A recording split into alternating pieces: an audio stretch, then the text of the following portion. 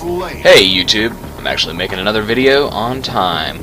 Welcome back to Anger Management, the series where I take a topic about video game rage that has gotten to me or I know affects people, and I kind of just tell you how to deal with it. And today, well, before we get into that, let's talk about the gameplay a little bit.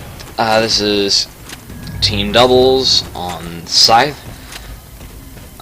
It's not a spectacular gameplay, but it's a pretty decent one. I only died 2 or 3 times, I believe, something like that. My sniping's not the greatest in the world. I make some good calls and I make some really bad calls, and just end up wasting a lot of ammo. But again, this gameplay was from quite some time ago.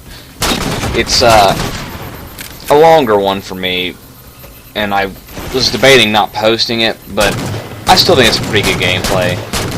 So here it is.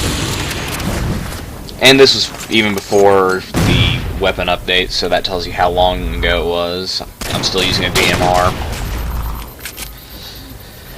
But here we go. Today's topic is suffering in silence. Now, when you're playing video games and you inevitably get angry, some people just take it out through yelling, screaming, whatever you want to call it, slamming objects down, just throwing a little fit. And yeah, I've done some of those before. Not proud to say that, but it's very true. I've had episodes where controllers have broken, well, not entirely broken, but, you know, some damage has been done, dents put into walls. I can be a pretty angry person if I let myself go. And this isn't particularly a good thing. Why is that? Well, people don't like it. They are like, what are you so mad about? They just question it. They don't understand it whatsoever. And you're the only one that can really understand that.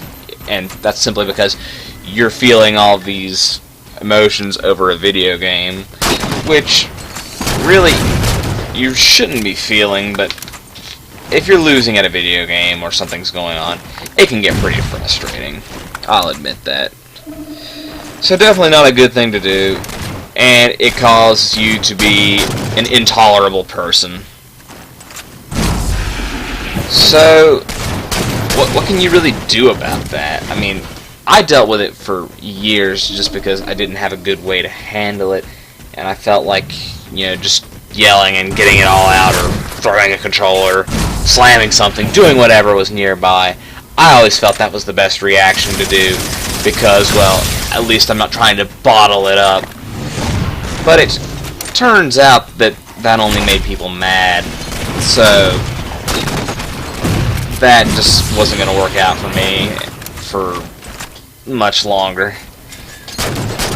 And really, this topic of rage is the thing that has inspired the whole series to begin with, was because of my behavior and me realizing how truly bad it had gotten at varying points. So I kind of wanted to make this series for people who are like myself, and I wanted to make it for me because I knew if I could come back and watch this and listen to myself as a voice of reason, I would be able to control this rage a little bit better. But how do you handle it? Well, simply, you gotta be quiet. You can't be making the noise, you can't scream, you can't do any of that, and you can't be doing any damage to property. It's not good. You just have to calm down. I always thought that, you know, the angrier I got at a video game, the more focused I would be, so that I could, you know, have the motivation to win. But a little bit of anger can motivate you, but too much can really just distort your perception of things, make you make irrational decisions, both in-game and in real life. You could say things that would be hurtful to people that you really wouldn't want to say, but you only say because you aren't thinking straight. So definitely try to control that. You just can't be making all this show of emotion. It's bothering people in your life more than likely, unless you live alone.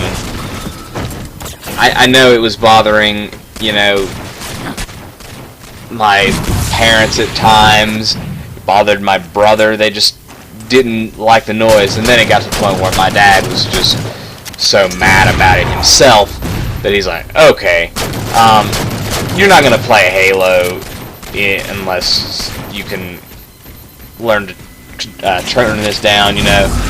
And he actually said that at one point that if I did it again, he would take a one of his shotguns and blow the thing to pieces. And I believe him, he would have done it. So, you know, needless to say, that ended. But these were the things that I followed that kind of got me through it. But I had to come to that realization. Now, again, that was in my younger days when I didn't know better. But I mean, it just was not a good situation. And being that angry is just not a good thing because of how it affects other people. And really, you can sort of deal with it if you're a naturally angry person, but others around you, they might not be able to just take that. It might affect them emotionally or however, or they may just get peeved by it, you know? So, it's definitely something to watch out for. You don't really know how it affects somebody until you really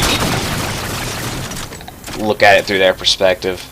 And I'm trying to enlighten you in that aspect, and I hope I've done so as well as I could. So try to suffer in silence, and hopefully eliminate your suffering completely by remembering it's a game. That's what it boils down to every time. Thanks for watching this episode of Anger Management. I can't believe I actually got this done on time. Request confirmed. I hope to bring you something next week. I'm not sure what it'll be, but you know, keep a watch on your subscription list, and hopefully you'll see something there. Comment on your stories with video game rage, especially ones where you have angry outbursts like I'm describing in this video. I'd love to hear some of these stories. I've heard some from other people I know. But anyway, if you haven't subscribed or liked the video, make sure you go ahead and do that. And keep it here for more. See you next time. Head case.